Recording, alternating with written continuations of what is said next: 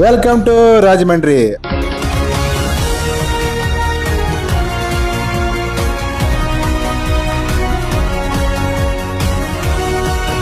అందరూ ఎలా ఉన్నారు?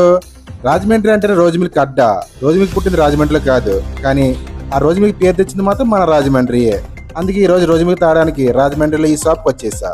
ఇది దేవచౌక్ పక్కనే ఉంది. ఈ షాప్ పేరు నన్ను అడగని నాకు అసలు తెలియదు. ఇక్కడ సిన్స్ 1950 అని ఉంది. అంటే వీళ్ళకి రోజు మిల్క్ వ్యాపారంలో 76 సంవత్సరాల చరిత్ర ఉంది. వీళ్ళ రోజు మిల్క్ మాత్రమే కాదు, రోజు మిల్క్ సిరప్ కూడా అమ్ముతున్నారు. ఈ రోజు మిల్క్ షాప్ పక్కనే కోవా ఐటమ్స్ కూడా అమ్ముతున్నారు, కోవా బన్ కూడా అమ్ముతున్నారు.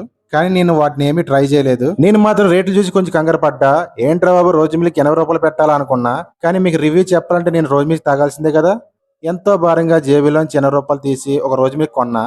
భయ్య కూడా నా వైపు కొంచెం వెరైటీగా చూసి రోజు మిల్క్ కలపడం స్టార్ట్ చేశాడు.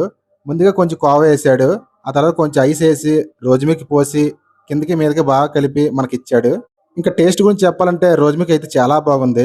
బహుశా కోవా కలపడం వల్ల ఆ టేస్ట్ వచ్చిందేమో. కానీ 80 రూపాయలకి ఈ రోజు మిల్క్ వర్తా అంటే అవునని చెప్పలేను, కాదని చెప్పలేను. ఫైనల్ గా నేను చెప్పేది ఏంటంటే రోజు మిల్క్ తాగడానికి మాత్రం రాజమండ్రి రాకండి. అంత అద్భుతంగా